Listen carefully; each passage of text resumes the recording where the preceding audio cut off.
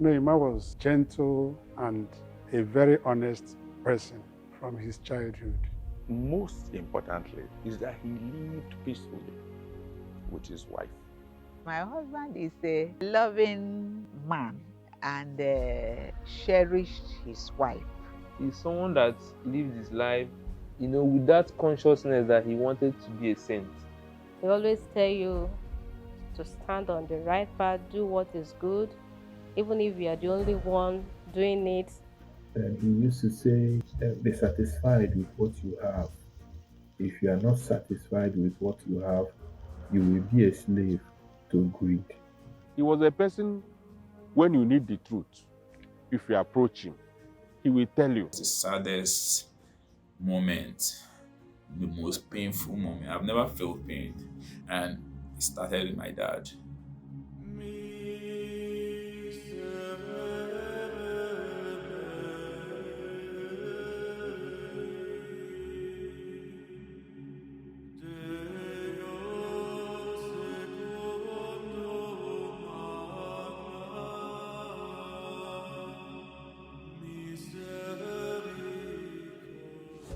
Emmanuel Ezenwa is the fifth in this family. He's a twin. I'm the eighth and the last in the family. We have 5 boys and 3 girls. My father, Shilben Ezenwa, was trained by the missionaries as a big contractor. He grew up to be a big contractor. My father was always touring anywhere he has major constructions, carrying his family and settle there. Emma was one of those he sent back here to, sent him to stay in this town in the 1950s. So he did his primary school partially here before they forcibly took him away, St. Charles Primary School. One thing about Emma is a perfectionist. Prof moves up till this time he died, still keeps reminding me about my brother. My brother is not so religious, but in school, that he was the best skid dancer. James Brown was the first person that started dancing the skid. You will see Michael Jackson roll from one floor to the other. That skid. So my brother was the best in it in this area. So then St. Charles Primary School. Before, after the war, they made it Central School. That's where he started off. When the war broke out, my eldest brother, Peter, came back and was from overseas, from France, where he went to study. Came back just when the war was starting, and they drafted me into the war.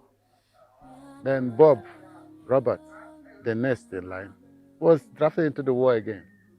So when they came for him, my father said, no, it cannot happen. Not this one again. I said, but you still have boys in your house. I said, no. So in the end, they now insisted, my father insisted he will not go. Said, okay, allow us to take him, let him be in the Air Force. So Emma went to war and went to the Air Force. Served in the Air Force. And towards the end, there was this testimony that he would have made it a lot in the Air Force if not for the war ended. He came back. I was also lucky. My other brother, Peter, had gunshot in the west that passed through to the other side. I was lucky he didn't die out of it. Bob was the luckiest because bullet went from here. If he was like this, to have gone straight, he would have died. But he was just, that moment, he just shifted his case. The thing went from here and came out from the ear there. And he survived it. I had a testimony about Bob. But the man was the person who didn't have any scratch. And we are grateful for 3 of them. They went to war and came back. It was me and my immediate elder brother, Ignatius, that didn't go to war. We were too small then. So he came back from the war. He went back to CIC. And from there now, he went into the seminary. And that's just about that. When he came out from the seminary, he went to Teachers Training College. And then from there, he's been progressing.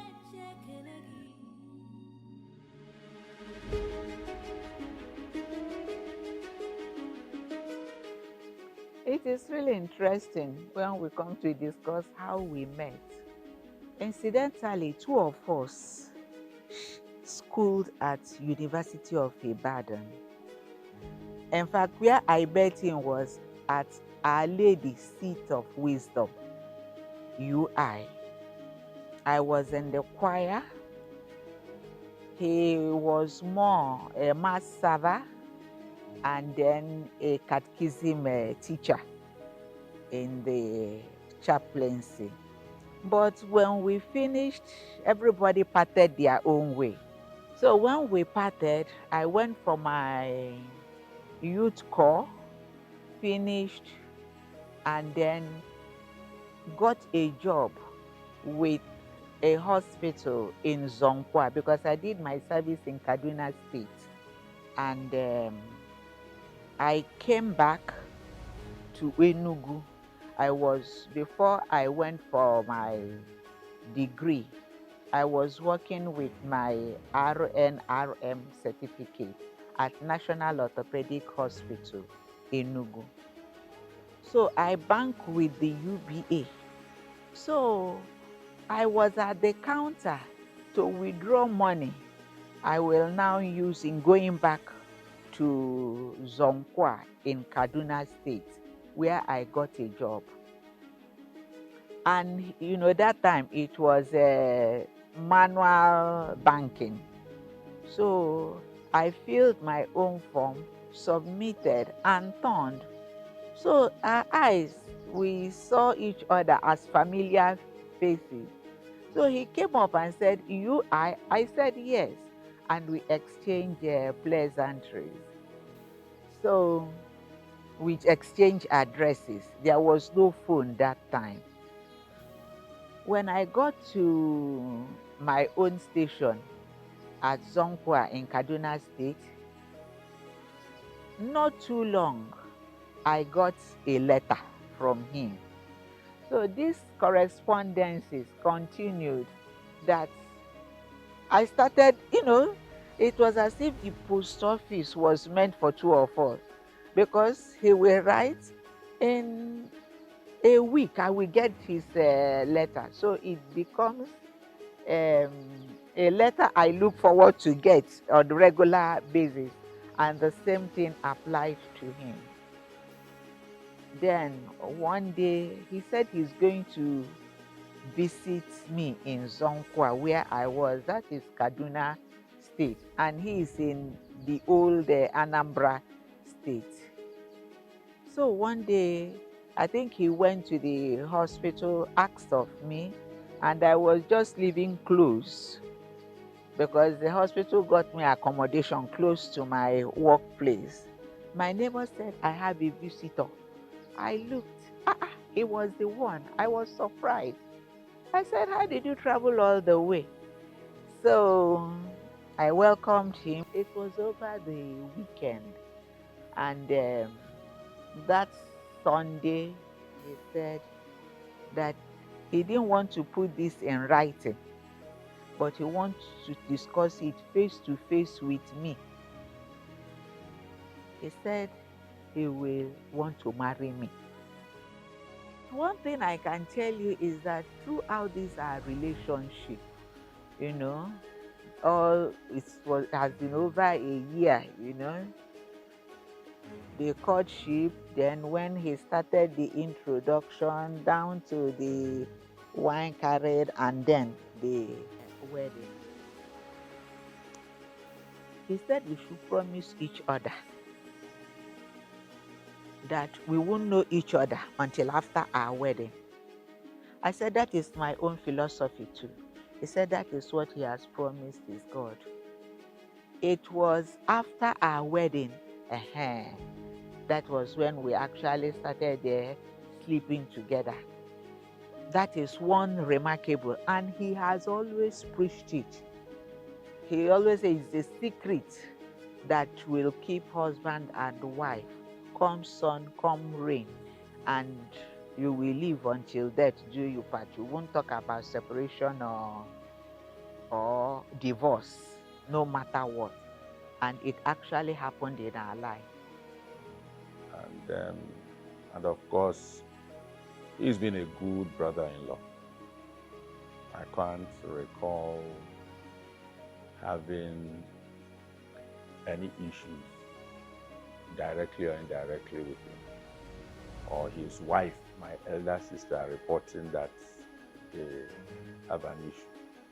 In fact, if you know Imam Wazuke, you know he can not even hurt a fly, because even the way he talks, he's a very soft-spoken person. Mr. Emmanuel was my parishioner, a very active one indeed. When I came in here, I didn't see him often. Until recently, when he came back from retirement, he came in and he introduced himself to me. And since then, we've been relating in a very cordial way. He has been an active parishioner. He was never found wanting in any responsibility due to him as a member of the CMO, as a member of the parish, and in a special way as a member of St. Peter's Zone. We always joke about me being his uncle, whenever I want to tease him. If he will call me by my name, and I'll say, look, I am your uncle. You have to address me as your uncle. So we always, joke about that. And it was always fun. Oh, as a child, my dad has always been there for us. I and my siblings. So I used to have cold then.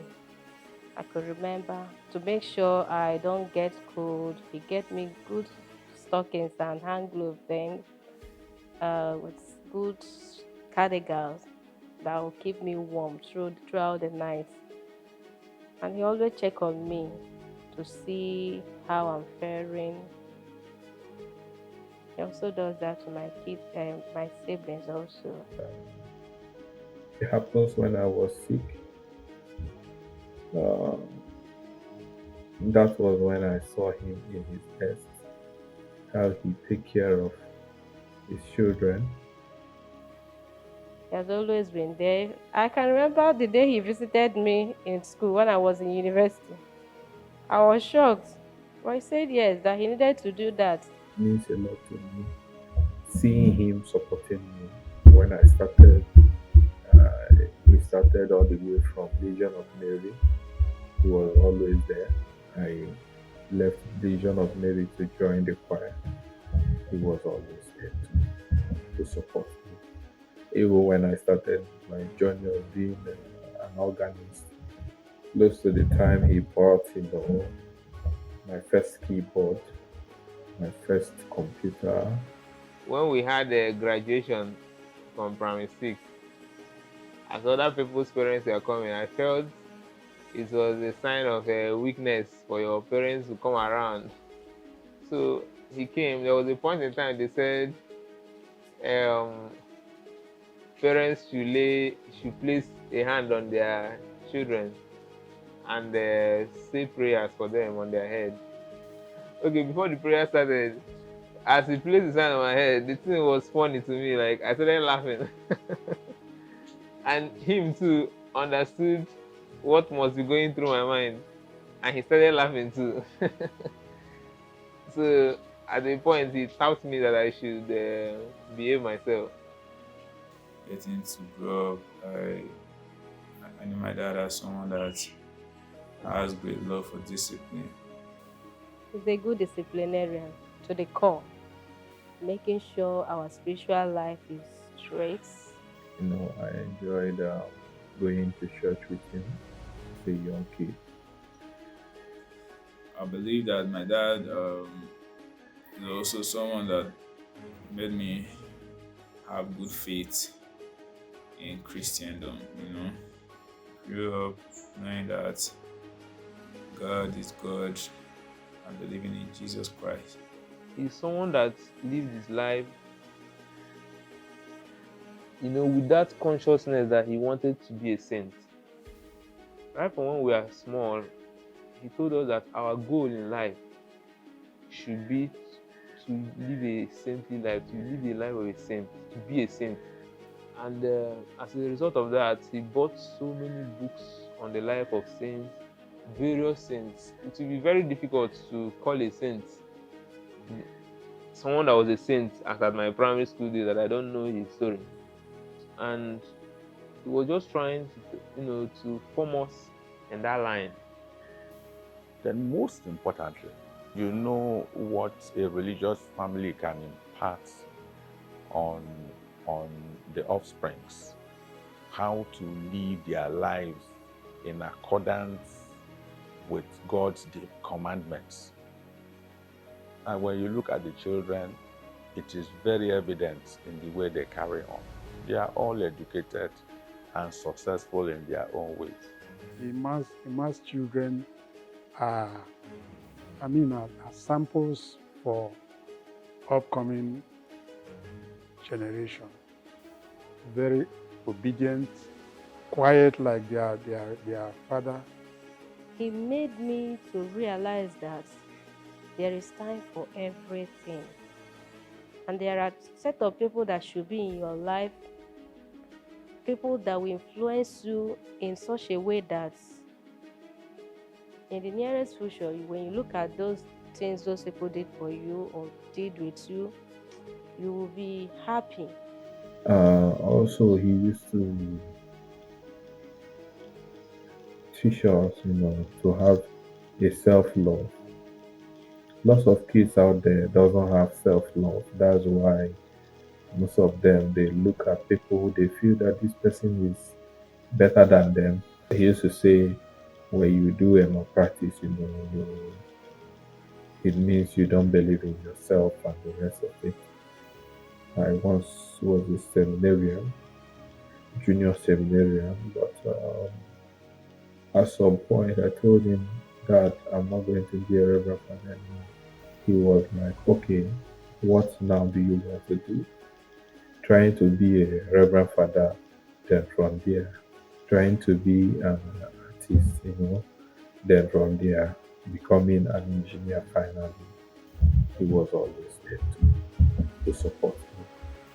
It was a very long journey. And some parents, for example, if I'm in seminary, they will say, no, my son, you must be a reverend father. They want to answer, they want to have a title of maybe Papa Father or Mama Father. His decisions were always himself last. He always put himself last and put our welfare first. He's a loving husband, and he will always want you to be happy. And he will go for the best for you. He supports the wife in all ramifications, particularly lately, Sosanye na abono. Omatetu ade tired. I say, don't worry, I'll get the food for you. This is something people don't do. When I retired, we had a conference in Southern Africa and so on. I said, you will go. You will go. He register Afanye Nabo. He just accompanied me and we went. He also so in fact, it was a moment to remember too. He's a writer and a composer, and he will tell you that the tune was just an inspiration. He may be sleeping and the tune comes up. He will get up. When it became too much, he now learned to get up, hum it, and record it and keep. Tomorrow another want. So he now put lyrics, words into some of them. That the others may see. Well, distance from the worldly glory is focused upon the job at hand. He used to say that, most times it's not about going from miracle centers here and there. Most times, God will just need a time between you and Him to communicate. We are making use of my environment, going to chapel, going to go to saying my rosaries, saying my prayer, most especially in my quiet time. That's when the answer used to come. So he made me live that life, like he will always tell me, life of purity, chastity. My husband will always preach among his children the importance of living a holy life so that you can make heaven direct. To be honest with the people around me, no matter how rough it is. Lastly, he also impacted um, me to love and let go of any negative things that happen around me. He was at peace with everybody. Sometimes, if something was supposed to cause disunity, he will sacrifice his own share or his own rights for the sake of peace. Emmanuel, as a person, is a good Christian. You see his life, you see a life of the gospel. He's a man that stands on his words. He's a man that led a life of integrity. He's a man that his Christianity and the life he led as a Christian, every parishioner, every well-meaning parishioner sees him and sees a Christ-like life moving. That was Emmanuel for you. If you want to emulate somebody who is a good Christian, you can mention a man, because he shows it in every aspect of his life, the way he talks, the way he will address you, gentle and with love. And also being generous. I could remember the last time I came back, he was sitting down there. When our neighbor's daughter was crying, he called me. He said, Glo, I answered, when you go to the market, get a toy for that baby. I said, ha. He said, yes, let it be part of your charity work. Get a toy for that baby. I said, okay. He said, it's always good to lend out helping hands, even if you don't know the person. And lastly, truthfulness and honesty. Don't take what is not your own. Don't make a living in a dishonest way. I know he was always ringing with any promotion. When I was made the principal of School of Nursing, he was hammering that.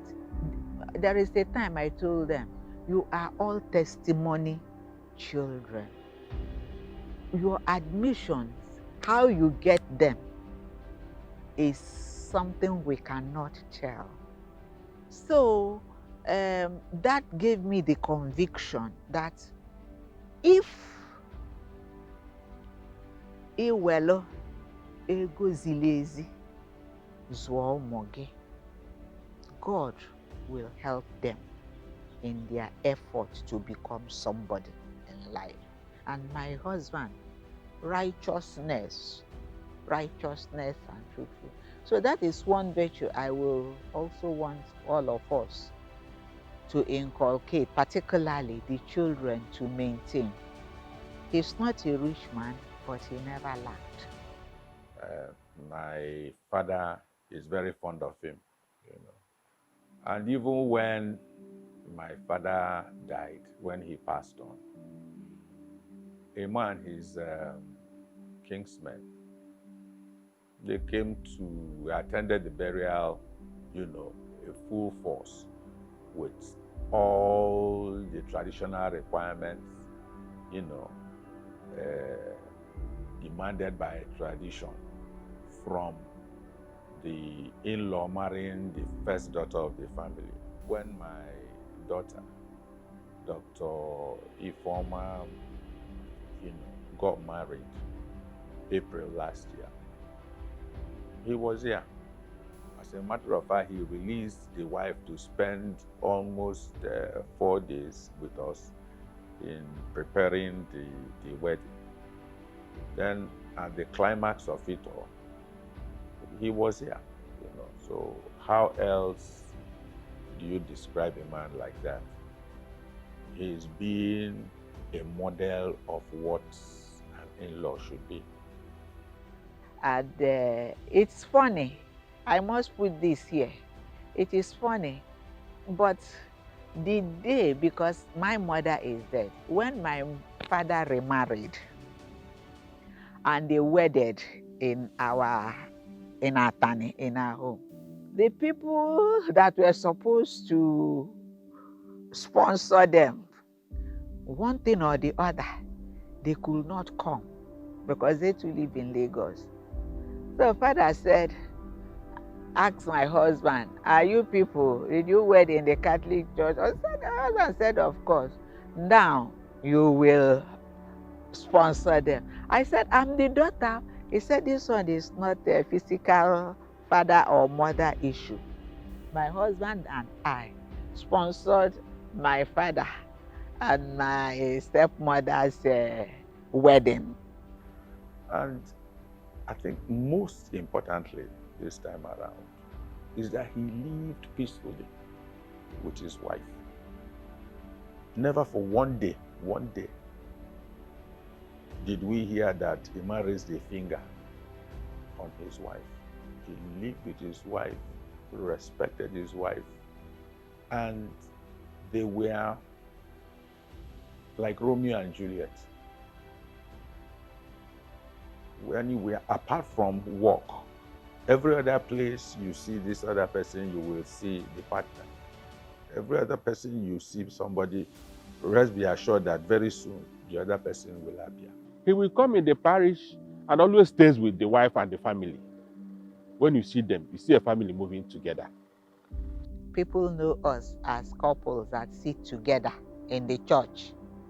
And when the children were young, they will always be with us so that we can control them. Kafani pay attention. He loved his family. He made marriage, you know, look like what it should be. You know, when they talk about marriages and love in the Bible, in the church settings and teachings, it sounds utopian, but he was living it. I experienced it firsthand. My dad, I never saw him for one day raise his voice at my mom. I never saw him for one day lay his hands on my mom. I never saw him for one day say anything bad about my mom or any of my siblings. And they left a good example of what a Christian happy married couple life should be. And I think younger ones should emulate that. My dad made marriage, you know, look very simple, but with great sacrifices. With great sacrifices. My dad made so many sacrifices for his family. It's worthy of emulation. So both of them lived peacefully. And I urge even the Catholic Church to mirror them as an example in counseling younger ones, because The rate of failed marriages that we see these days is alarming. I am saying this because I know I am a knight of the Catholic Church. I counsel too, and we know what is happening. See, it's unacceptable. So these people, they lived a life. I mean, a man lived a life with his wife that is worthy of emulation. After our marriage, he said we must have a name. I shouldn't call him Emmanuel, and he will not call me Juliana or by Igbo name. So I said, what do we call? He said, you are my darling. And the children know. We called that darling till he gave up. So not that we don't have misunderstandings. We have misunderstanding, but that will not stop him calling me darling, even when we are quarreling. No? Even when we are having misunderstanding, he will still call that darling, nothing else. So I also reciprocated. There was a time, Anambra State, no schooling, civil servants on indefinite strike, no salary. It was really a challenging moment, and you have little kids. In fact, I still remember I gave birth, I think the last one, and we were on this Mbadunuju's strike. Here I am, a civil servant, my husband a civil servant, and I have just put to bed. It wasn't easy, it was a trying moment. And that also made us, we were not eager sending our children to the government, that is this government primary school, because of what happened that time. We put them in private, that even a neighbor said, you people are civil servants and you are sending your children to private. I said, it depends on one's priority. So I thank God the value inculcated in these children in their academic, as far as their schooling is concerned, we did not regret. You see, so I believe that the good seed, teach a child properly when young, the child will grow with it. Last year, in November, I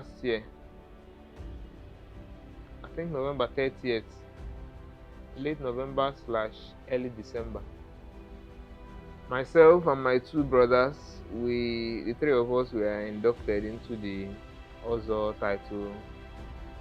titleship of my village here in Ashina.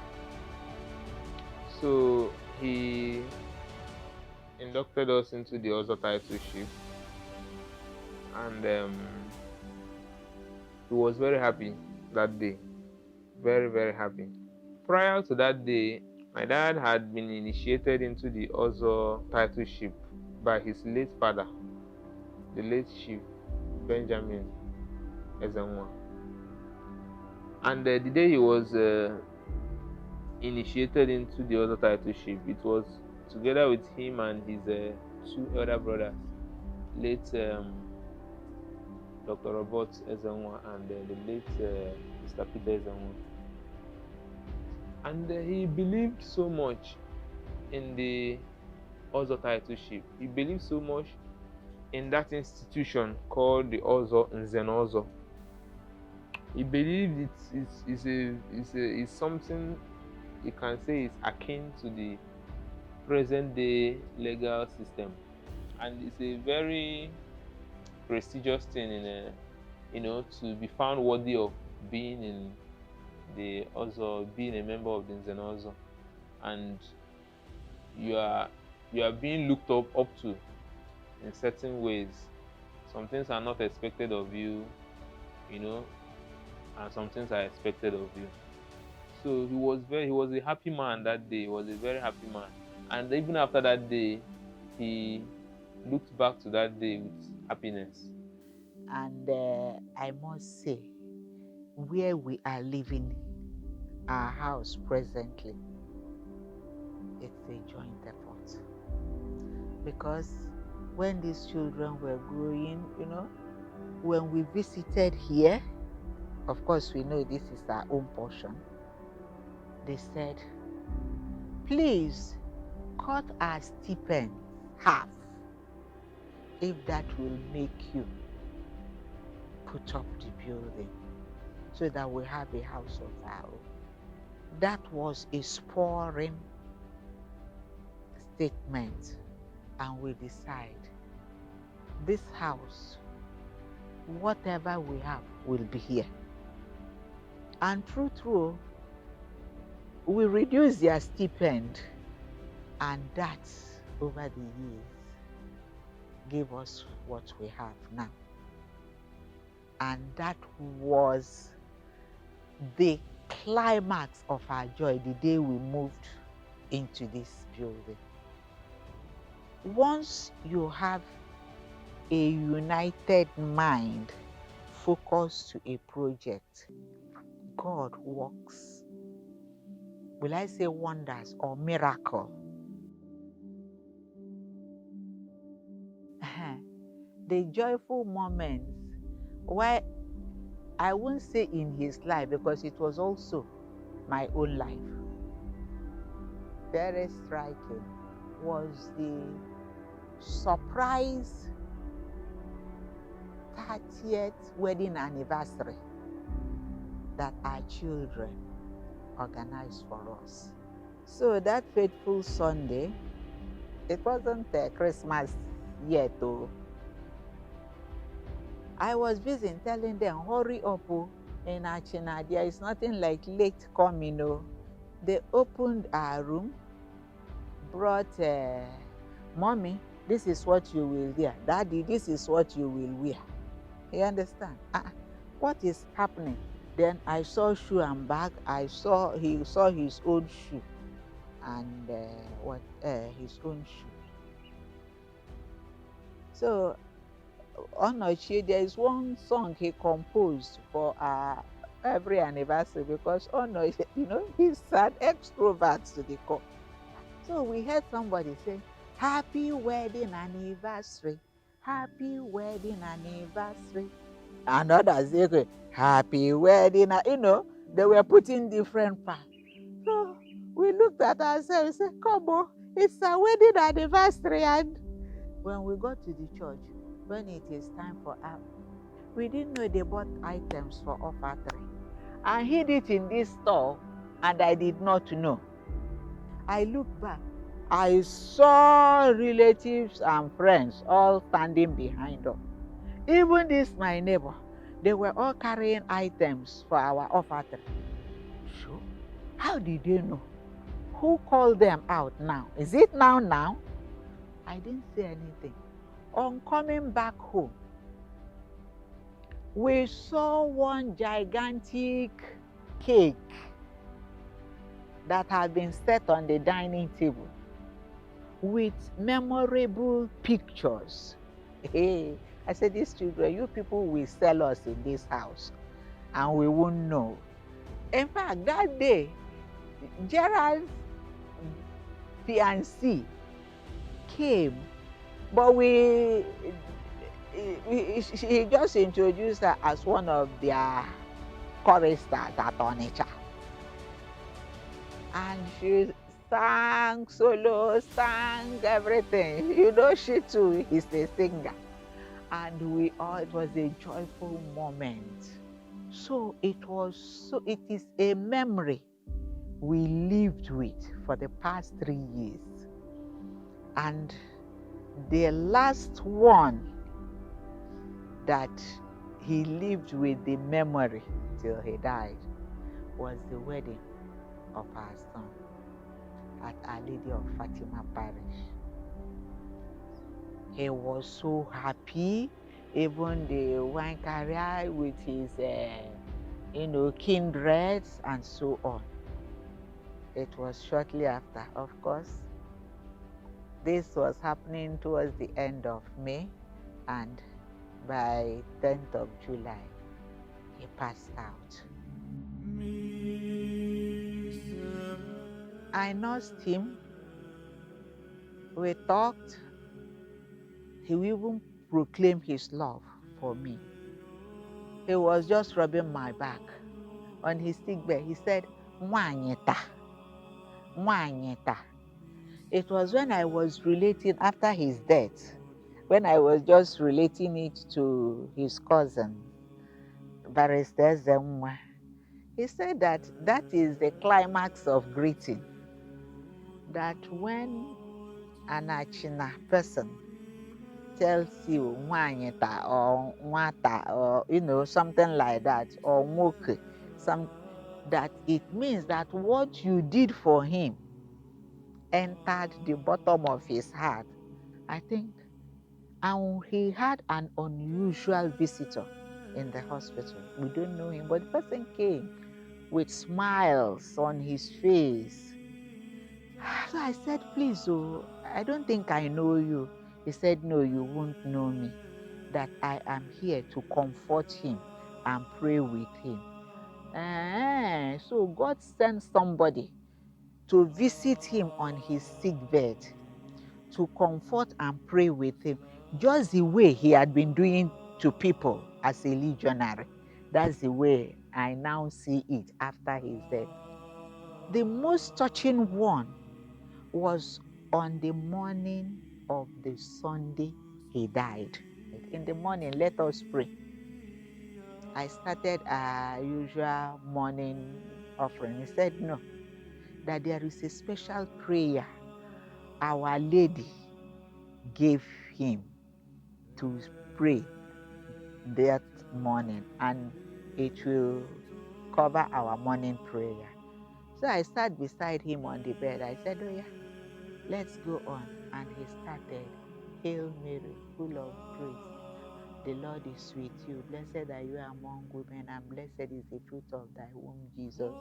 Holy Mary, Mother of God, pray for us sinners, now and at the hour of our death." That is the one I ruminated when he died. And barely an hour after that prayer, he died. You understand?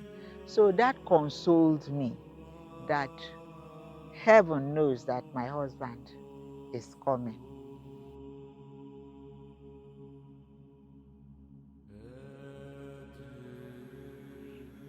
Well, the only lesson I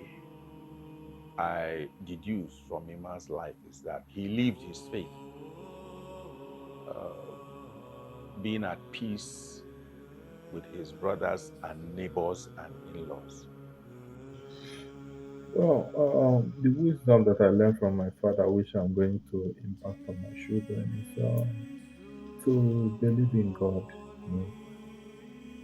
to always rely on Him. The footprints he left behind. In terms of his Christian life, prayers, love for human being, cares, the way he cares for people. I have no doubts that he is in heaven. Like I tell people, my dad is a saint. The only difference between him and St. Paul, St. Peter, St. Augustine, St. Sebastian, St. Jude is just that those people have been declared officially by the church. But my dad is a saint, not declared officially, but I know he's a saint because there is nothing different from the way he lived his life in Anambra State in Nigeria, with all the challenges, from the way those people live their lives in their own various countries and their localities. He conquered his flesh. He conquered this world. He was on earth, but he was living with full consciousness of his eternity. For all parishioners and for every Christian, the life of Emmanuel is a life we encourage one another to look up to.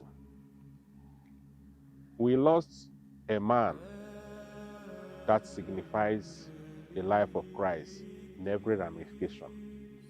And therefore, the life of Emmanuel, I encourage all my parishioners in a situation where everything is subjected to secularism. Emmanuel, the life of Emmanuel still pointed out that beyond this existence, there is life after death. The entire Ezenwa family will miss him dearly, because his contributions whenever we are gathered, maybe we're having a meeting of Ezenwa family, his contributions were always golden, and if we are discussing issues that are, issues that could result into quarrels and stuff like that, Emma his speech will be like pouring cold water on, on a hot iron, and we loved him for that, and we always waited for his contribution, whenever we are having our meetings. The family will miss him a lot. We will definitely, we definitely miss him.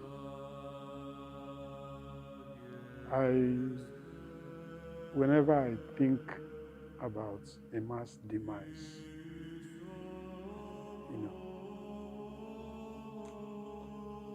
it's okay.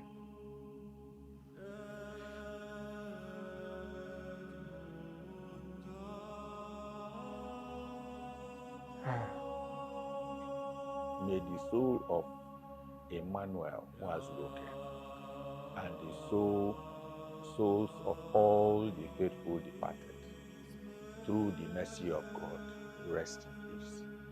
You know his name. His other title name.